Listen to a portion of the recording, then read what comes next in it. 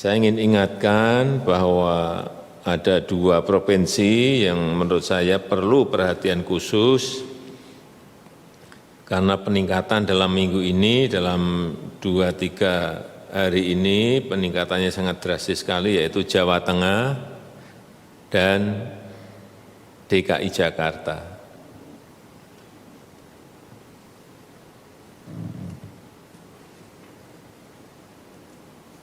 Agar dilihat betul-betul kenapa peningkatannya begitu sangat drastis. Hati-hati, berdasarkan data yang saya terima 29 November, kasus aktif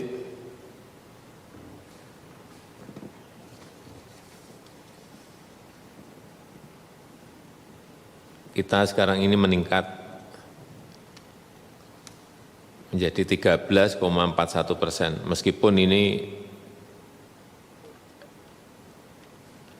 lebih baik dari angka rata-rata dunia, tetapi hati-hati, ini lebih tinggi dari rata-rata minggu yang lalu. Minggu yang lalu masih 12,78, sekarang 13,41.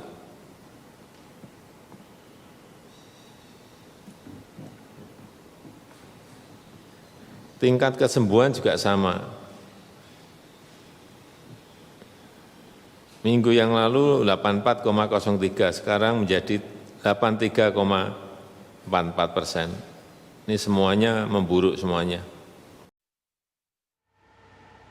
Ini semuanya memburuk. Anda sudah mendengarkan tadi pernyataan yang disampaikan oleh Presiden Jokowi dalam rapat terbatas atau ratas yang berlangsung pada hari Senin pagi tadi. Tujuannya adalah untuk membahas penanganan corona dan juga pemulihan kondisi ekonomi yang diharapkan bisa dipercepat selama masa pandemi ini. Tapi Anda bisa lihat dari ekspresi Presiden Joko Widodo, seakan ada amarah yang terpendam atau kekesalan terpendam. Mungkin Pak Trubus Radiansyah selaku pengamat kebijakan publik yang lebih tahu. Dan juga Pak Trubus, nanti kita akan bahas mengenai hal ini. Sudah terhubung juga di luar, nanti ada Pak Diki Budiman selaku epidemiolog dari Griffith University dan juga ada Wakil Gubernur Jawa Barat, tapi nanti kita akan terhubung dengan para narasumber lainnya. Tapi Pak Trubus, melihat apa yang disampaikan oleh Pak Presiden Joko Widodo, saya melihat bukan hanya secara makna kalimat yang disampaikan, tapi ekspresinya seakan menahan kekesalan, ada amarah yang terpendam, tapi berupaya ditahan oleh Pak Presiden Jokowi dalam yang disampaikan tadi. Iya, menurut saya memang itu ada dari ekspresinya ya terlihat sekali menunjukkan bahwa beliau ada kekecewaan, kekesalan, marah juga gitu ya. Dan ini sebagai orang Jawa tentu itu sesuatu yang sangat membuat hati yang betul-betul marah gitu ya, marah. Kayaknya seperti itu, tidak menatap lawan bicaranya dan berupaya untuk memperhalus kata-katanya. Ini kita lihat kembali lagi Pak Trubus dan juga pemirsa, bagaimana Pak Jokowi seakan menahan kekecewaannya seperti yang dikatakan oleh Pak Trubus tadi, dari intonasinya, dari lambatnya setiap kata yang dikeluarkan oleh Pak Jokowi seakan-akan ingin menekankan sesuatu, dan memang menunjukkan bahwa data saat ini tingkat laju pertambahan kasus ini meningkat, bahkan beberapa hari belakangan Pak Trubus kita lihat bersama ini mencetak rekor baru. Pak Trubus. Iya, ini memang dalam 2-3 hari ini kenaikannya cukup signifikan sekali. Artinya di sini sebenarnya Presiden melihat bahwa ada yang seharusnya itu terkendali, tetapi justru malah meningkat terus. Nah, padahal kita sudah mendekati mau libur segala ini kan, libur akhir tahun. Ada pilkada juga. Ada pilkada yang sementara kerumunan yang kemarin juga sudah menjadi masalah tersendiri Entah itu alasan keagamaan yang belakangan di Tangerang juga ada, kemudian di Jawa Tengah juga terjadi seperti itu. Lah ini menunjukkan bahwa program kita untuk memutus mata rantai penyebaran Covid kan seolah menjadi ini bukan gagal tapi memang tidak optimal. Satu sisi kemudian masyarakat juga seperti yang sudah berkorban istilahnya berbulan-bulan berjuang berdarah-darah untuk 9 bulan, selama 10 bulan seolah menjadi kecewa juga gitu. Kenapa jadi Covid-nya tinggi seperti ini dan korban terus berjatuhan. Nah ini bagaimana kemudian kita lihat Presiden tentu dalam hal ini kemarahannya yang awalnya kita lihat pada pola ke menteri-menteri kalau awalnya, tapi sekarang sudah bergeser kepada kepala daerah. Ini kita teruskan nanti Pak Trubus, karena kalau melihat kekesalan dari Pak Jokowi ini, Iya. saya jadi teringat kemarahan Pak Jokowi sekitar, saya lupa, mungkin sekitar Juni lalu, Iya, kalau saya Juni tidak lalu, salah, ya, Juni. Juni, Saat ya. itu Pak Jokowi sempat memberikan pernyataan kepada para menterinya ini nggak punya sense of crisis, begitu. Ya, Saat itu para menteri lah kemudian yang ditunjuk harusnya lebih bertanggung jawab dalam bekerja. Nah, saat ini ternyata kepala daerah yang disinggung-singgung. Lalu bagaimana nanti upaya dari para kepala daerah ini setelah mendengarkan kekesalan dari Pak Joko Widodo? Kita nanti akan berbincang selain dengan Pak Diki Budiman selaku epidemiolog dari Griffith University. Kita juga sudah kehadiran nanti adalah Wakil Gubernur Jawa Barat, Bapak UU Ruzanul Ulum. Tapi setelah jeda berikut ini kita akan berbincang-bincang. Kami segera kembali. Baik, dan langsung saja kita akan memperkenalkan para narasumber yang lainnya sudah bergabung juga bersama kita. Bukan hanya Pak Trubus yang bersama saya di studio, tapi sudah ada Mas Dhani Amrul Ihdan selaku tenaga ahli utama KSP. Assalamualaikum warahmatullahi wabarakatuh. Selamat malam Mas Dhani. Selamat malam, Mbak. Assalamualaikum warahmatullahi wabarakatuh. Salam Baik. sehat selalu bagi pemirsa TV One yang berbahagia. Ada juga Bapak UU Ruzanul Ulum selaku Wakil Gubernur Jawa Barat. Assalamualaikum warahmatullahi wabarakatuh. Selamat malam Pak UU. Selamat malam, Waalaikumsalam warahmatullahi wabarakatuh. Baik, dan juga ini jauh-jauh dari Australia ada Pak Diki Budiman selaku epidemiolog dari Griffith University Australia. Assalamualaikum warahmatullahi wabarakatuh. Selamat malam Pak Diki. Waalaikumsalam. Baik. Selamat malam Bapak-Bapak semua. Iya, baik. Mbak Putri.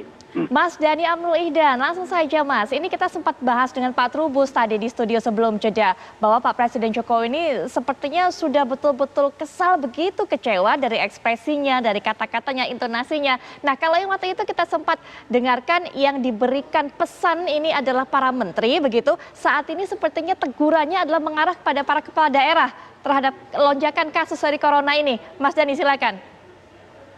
Ya, tentu ini merupakan keprihatinan kita semua dengan tingginya angka kasus ya pasien yang terkonfirmasi.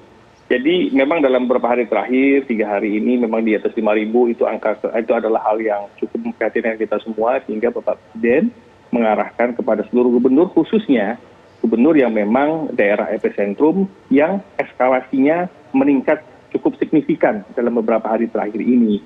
Dalam hal ini adalah DKI Jakarta dan Jawa Tengah. Jadi ini adalah instruksi kepada gubernur, khususnya 2 gubernur yang punya eskalasi yang besar untuk segera melakukan pembenahan internal, melakukan monitoring dan evaluasi dengan ketat, serta melakukan perbaikan tatanan fundamental di lapangan dalam kaitannya dengan implementasi protokol kesehatan, termasuk konsistensi pelaksanaan protokol kesehatan. Yang kedua juga kita melihat bahwa tingkat tracingnya kan juga besar, tracing dan testingnya juga tinggi, khususnya di Jawa Tengah. Itu ada peningkatan dari angka testing, sehingga dengan testing yang tinggi juga memiliki probabilitas bahwa kontribusi terhadap tingginya angka pasien yang terkonfirmasi. Nah, jadi ini juga kita harus melihatnya secara holistik ya, tingginya angka testing, tapi juga ada inkonsistensi di dalam pelaksanaan protokol kesehatan yang ada pada seiring dengan pembukaan sentra-sentra perekonomian, termasuk di antara sentra-sentra atau pusat-pusat wisata.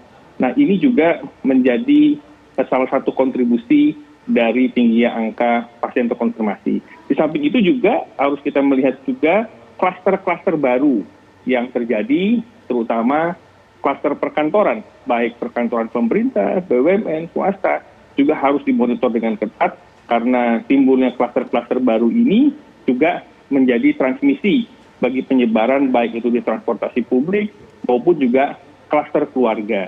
Nah, sehingga ini harus dilihat lebih detail, lebih cermat lagi dalam hal konsistensi penerapan protokol kesehatan untuk semua lini.